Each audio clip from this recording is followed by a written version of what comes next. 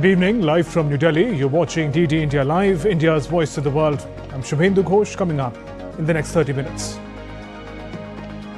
Prime Minister Narendra Modi speaks with Elon Musk, focus on US-India shared vision for technological advancement.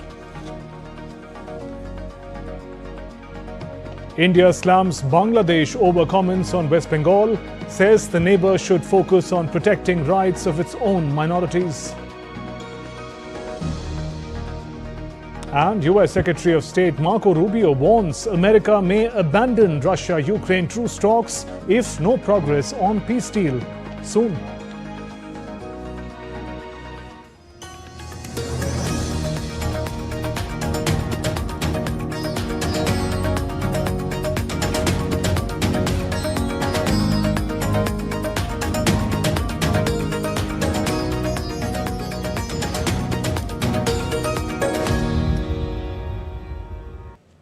Prime Minister Narendra Modi engaged in a constructive conversation today with American tech billionaire Elon Musk, delving into a range of issues of mutual interest.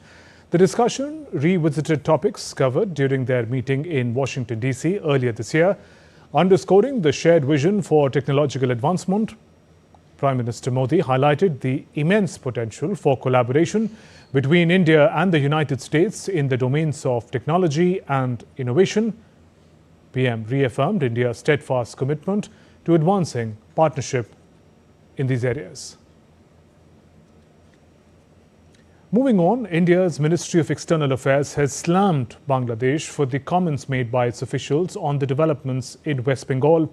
The MEA in a statement says, and I quote, "We reject the remarks made by Bangladesh side with regard to incidents in West Bengal. This is barely disguised and disingenuous attempt to draw a parallel with India's concerns over the ongoing persecution of minorities in Bangladesh, where the criminal perpetrators of such acts continue to roam free. Instead of making unwarranted comments and indulging in virtue signaling, Bangladesh would do better to focus on protecting the rights of its own minorities." In other news, US Secretary of State Marco Rubio on Friday said US will stop trying to broker Russia-Ukraine peace deal within days unless there are clear signs that a deal can be done. Rubio, speaking in Paris after meeting European and Ukrainian leaders, said President Trump was still interested in a deal but had many other priorities around the world and was willing to move on unless there are some signs of progress. But we're not going to continue with this endeavor for weeks and months on end. So we need to determine very quickly now, and I'm talking about in a matter of days, whether or not this is doable over the next few weeks. If it is, we're in. If it's not, then we have other priorities to focus on as well. Talked about outlines of both sides. I thought we had positive meetings yesterday. Obviously, the Ukrainians have to go back home. They have to run it by their president. They have to take into account, their views on all of this, and we hope to hear back from them very soon. Meanwhile, the Kremlin said on Friday that some progress had already been made in talks about possible peace settlement to end the war in Ukraine, but that contacts were rather complicated with the United States. Kremlin spokesperson Dmitry Peskov told reporters that contacts are quite complicated because the topic is not an easy one, adding that Russia is committed to resolving the conflict, ensuring its own interests, and is open to dialogue.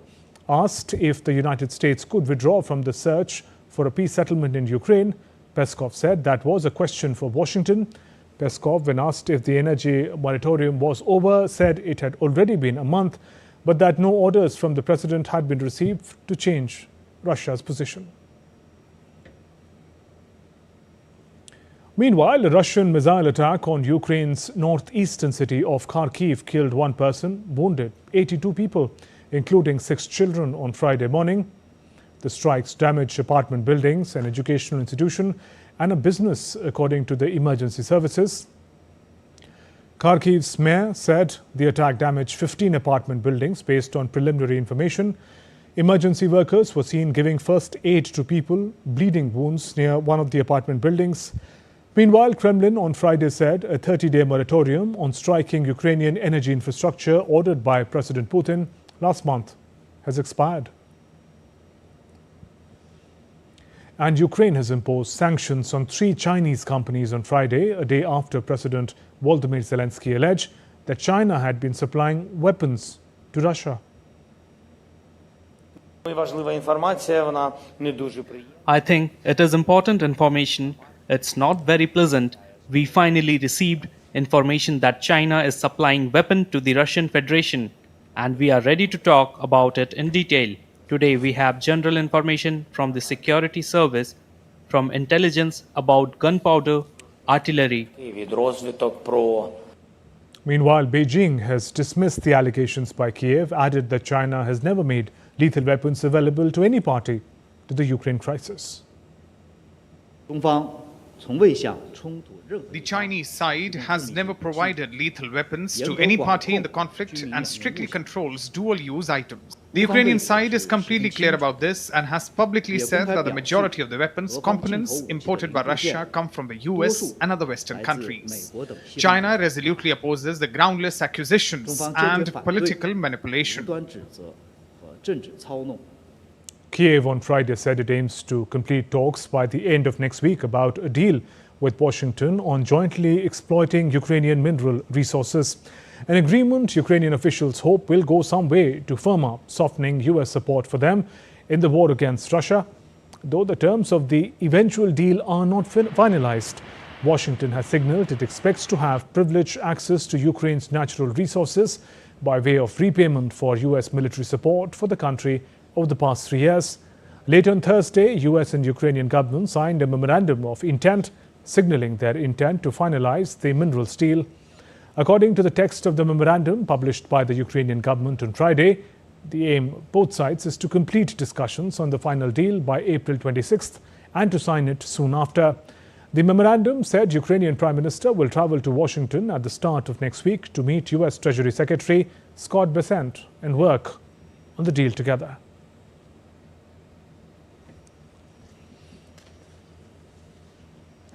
President Donald Trump indicated a possible easing of tariff tensions with China, suggesting he may not raise tariffs further to avoid discouraging consumer spending, while he previously imposed 10% tariffs and later increased the rates on Chinese imports. Both US and China now appear less inclined to escalate the trade conflict. Here's more.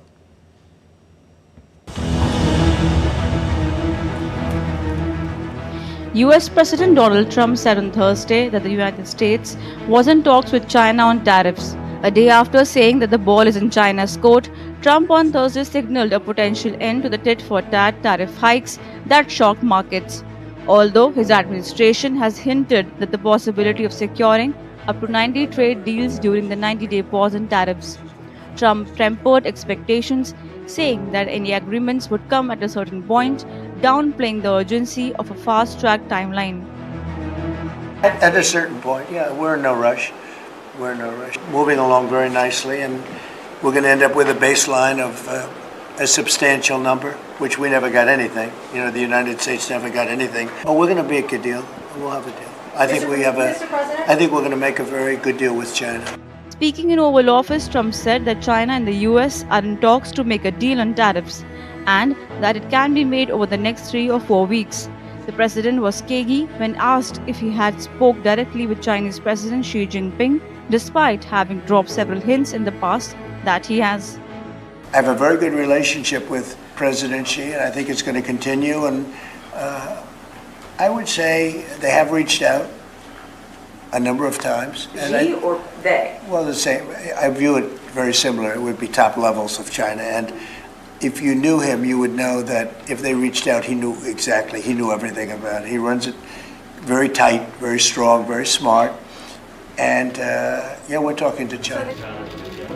Chinese President Xi Jinping's visit to Cambodia was being seen as a charm offensive in Southeast Asia, where he has also stopped by Vietnam and Malaysia in the wake of the US tariffs that hit the region hard. Meanwhile, the Trump administration shielded on Thursday domestic exporters and vessel owners servicing the Great Lakes, the Caribbean, and the US territories from port fee to be levied on China's built vessels, aiming to revive US shipbuilding. The Federal Register notice post by the US Trade Representative was watered down from a February proposal for a fees on China-built ships for up to $1.5 million per port, call that sent a chill through the global shipping industry. Bureau Report, DD India. Let's turn to some other stories now. Canada's Prime Minister Mark Carney faced sustained attacks from his Conservative rival at the election debate on Thursday. But the Liberal leader sought to focus attention on what he calls Canada's top threat, President Donald Trump. Most opinion polls show Pierre Poilievre's Conservative Party is trailing Carney's Liberals ahead of April 28th vote. As the campaign has evolved, Poilievre has increasingly sought to do both, condemning Trump while accusing the Liberals of weakening the economy during Trudeau's decade in power and leaving Canada vulnerable to hostile American policies. We are facing the biggest crisis of our lifetimes. Donald Trump is trying to fundamentally change the world economy, the trading system. But really what he's trying to do to Canada, he's trying to break us so the U.S. can own us. They want our land, they want our resources, they want our water, they want our country. We're all going to stand up against Donald Trump. I'm ready. After a decade of liberal promises, can you afford food? Is your housing more affordable than it used to be? What is your cost of living like compared to what it was a decade ago? And are you prepared to elect the same Liberal MPs, the same Liberal ministers, the same Liberal staffers all over again for a fourth term? Mr. Carney, Justin Trudeau's staffers are actually here with you at this debate in Montreal, writing the talking points that you are regurgitating into the microphone. How can we possibly believe that you are any different than the previous 10 years of Liberal government? US Vice President J.D. Vance arrived in Italy, where he met Prime Minister Giorgia Meloni just a day after her high-profile talks with President Donald Trump at the White House. During the meeting, Vance said the United States is optimistic it can put an end to the war between Russia and Ukraine. Later, Vance will also meet for Vatican for a meeting with Cardinal Pietro Parolin, the Secretary of State. US strikes on a fuel port in Yemen killed at least 58 people in one of the deadliest since the United States began its attacks on the Iran-backed militants. Houthi-run Al-Masira TV said 126 people were also wounded in Thursday's strikes on the western fuel port of Ras Isa, which the US military says aimed to cut off a source of fuel for the Houthi militant group. The United States has vowed not to halt the large-scale strikes that began last month in its biggest military operation in the Middle East since President Trump took office in January, unless the Houthis cease attacks on Red Sea shipping. Ahead of the much-awaited US-Iran nuclear talk scheduled in Rome on Saturday, Iran's army carried out Army Day parade on Friday. The parade showcased vehicles carried drones, missile and military equipments. The parade was attended by Iranian President Masoud Pezeshkian, who said Iran takes pride in its powerful army that has made strong progress in building and equipping all the defense tools needed for the country. Meanwhile, International Atomic Energy Agency Chief Rafael Grossi also arrived in Tehran earlier this week for talks that could include negotiations over what access his inspectors can get under any proposed deal. Let's now turn to other stories making news around the world. The annual Light Festival of Alice Springs in Australia was flooded with colour this week. The event attracts large crowds from all over the world, providing local businesses a much-needed boost. Rolling red escarpments, stunning desert landscapes and a clear blue skies added in the cultural significance brings unique experiences to the tourists. French company MC2 Technologies claims to have full control over the production chain as they develop their own counter-drone technologies. MC2 Technologies specializes in counter-drone warfare. Vietnam's law on cooperatives 2023 now permits cooperatives to establish their own companies. Still in early stage, established companies are seeing annual order growth of 15% on average. By the end of 2025, Vietnam aims to establish 25,000 modern-style agricultural cooperatives nationwide. And still to come on this edition of DT India Live. Union Minister Ashwani Vaishnav inaugurates state-of-the-art Mechanical Innovation Park in Haryana. Bhagavad Gita, Natya Shastra inscribed in UNESCO's Memory of World Register.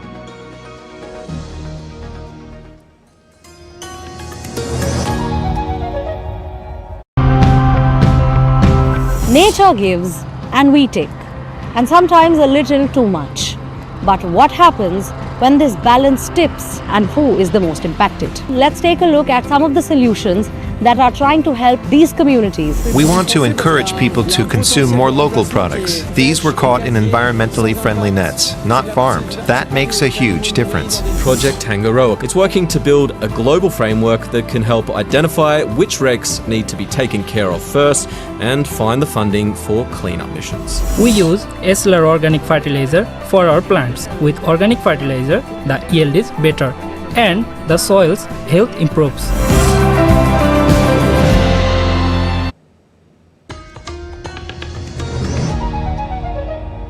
Welcome back. You're watching DD India Live. I'm Shubhendu Ghosh. Union Minister Ashwini Vaishnav inaugurated VVDN Technologies' largest SMT line and a cutting-edge mechanical innovation park in Manesar, boosting India's electronics manufacturing push. The facilities will enable complex tech production, generate skilled jobs and strengthen the vision of Make in India and self-reliant India. DD India's Taposh Bhattacharya gets us more.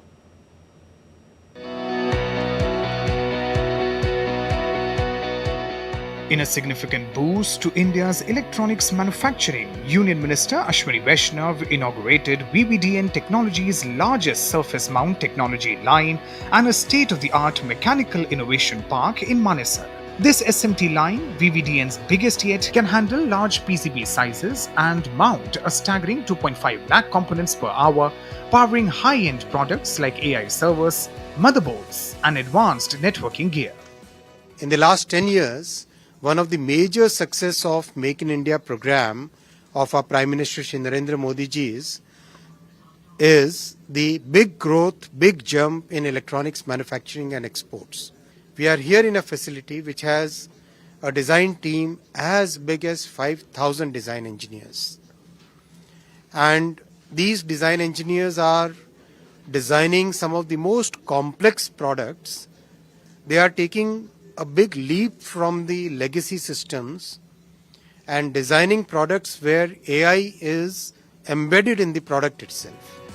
Right next to it stands the 1.5 lakh square feet Mechanical Innovation Park, equipped with CNC, EDM and cutting-edge injection molding machines, creating a seamless path from design to manufacturing. Honorable Prime Minister has approved electronics component manufacturing scheme in the cabinet very recently. That will further deepen the electronics manufacturing ecosystem, that will further lead to job growth, that will further amplify the advantage that we have. VVDN is India's only company with deep design-led manufacturing and backward integration, leading innovation in AI, EVs, laptops and Wi-Fi 7 technology. Minister Vaishnav highlighted that under Prime Minister Narendra Modi's Make in India vision, electronics manufacturing has grown fivefold in the last decade, now topping 11 lakh crore rupees. Exports have grown 6 times, crossing 3.25 lakh crores. The active components are getting covered under the semiconductor program, and the passive components will be covered under the electronics component manufacturing scheme. Together, these two will, in a sense, complete the entire bouquet for deepening and widening the electronics manufacturing ecosystem in our country. India's growing design talent, he said, is our edge, making us a true contender in the global electronics race. Tapas Bhattacharya's report for DD India. VVDN Technologies is at the forefront of innovation in 5G, data centers, wireless technology, AI, ML, vision-based solutions, IoT and cloud computing. Speaking exclusively to DD India correspondent Taposh Bhattacharya, VVDN co-founder and president Vivek Bansal shared insights in strategic partnerships, the company's focus, its vision for driving growth in electronics manufacturing in the country. Joining me is Vivek Bansal, the co-founder and president of VVDN Technologies. That's the place where Union Minister Ashwini himself came. Tell us, we see a lot of things, end-to-end, anything to do with electronics that we can think of is here. How did you manage to get everything under one roof?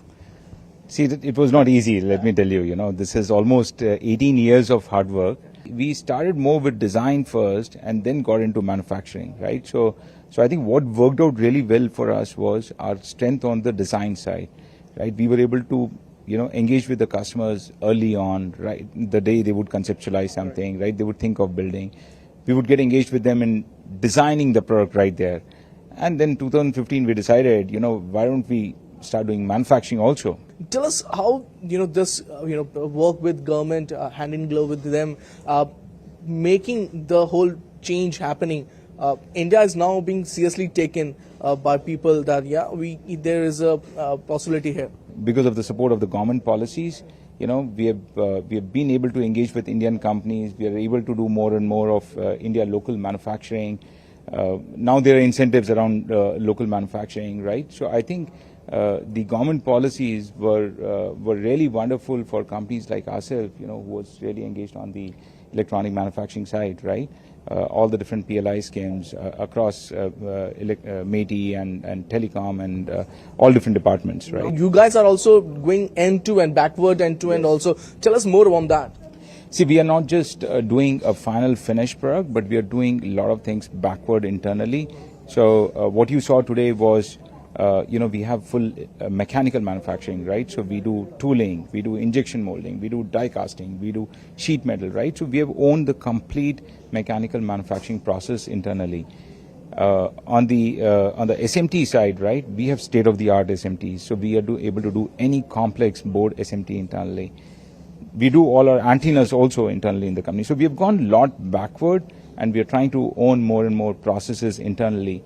And that's Vivek Bansal, the president of VVDN, stating that they are leading the change in India, and why not? This company with the 5,000 designer are actually making the world sit up and take note of what India is doing in electronics manufacturing.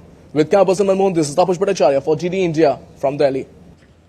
In historic recognition of India's cultural and philosophical legacy, the Bhagavad Gita and Bharat Muni's Natya Shastra has been inscribed in UNESCO's Memory of World Register.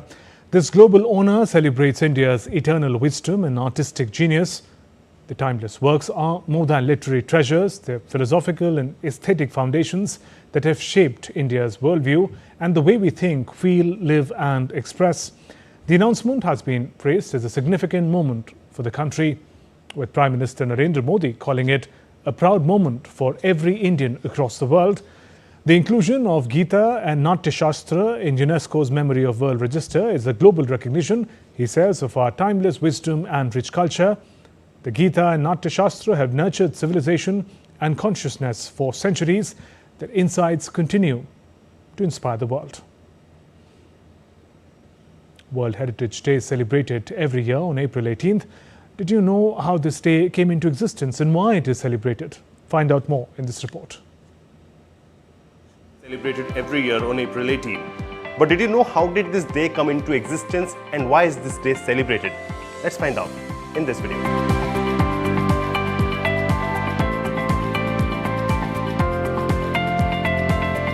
This day's establishment was approved by the 22nd UNESCO General Conference in 1983. Now comes the question, why was April 18 chosen for this day?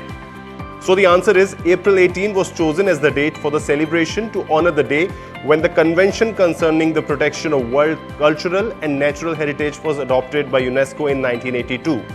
Now let's understand what is a World Heritage Site. World Heritage is the designation for places on Earth that are of outstanding universal value to humanity and as such have been inscribed on the World Heritage List to be protected for future generations to appreciate and enjoy. A World Heritage Site is a landmark or area with legal protection by an international convention administered by the UNESCO. Currently, the World Heritage List includes 1,223 properties forming part of the cultural and natural heritage. These include 952 cultural, 231 natural and 40 mixed properties in 168 countries. Let's talk about India's heritage treasure now. India is home to a rich cultural heritage and houses 43 UNESCO World Heritage Sites which include cultural and natural landmarks. These include some famous sites like the Taj Mahal, Agra Fort, Ajanta and Ellora Caves, Konark Sun Temple, Khajuraho Group of Monuments, Sundarbans National Park, Kaziranga National Park, etc.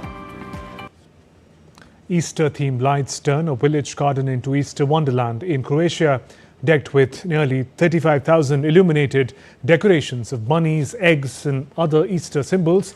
The garden has been attracting large number of visitors for more than a decade.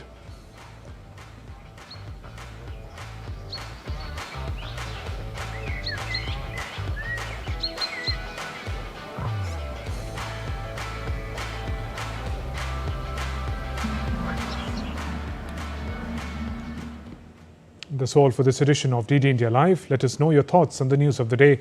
For those on the go, you can get all the latest news and updates from India and the world on DD India mobile app. The app is available on both Android and iOS platforms. Scan the QR code, download now, and we'll be back with more news as it breaks here on DD India. I'm Shubhendu Ghosh from all of us here in Delhi. Thanks for watching DD India Live. Namaskar.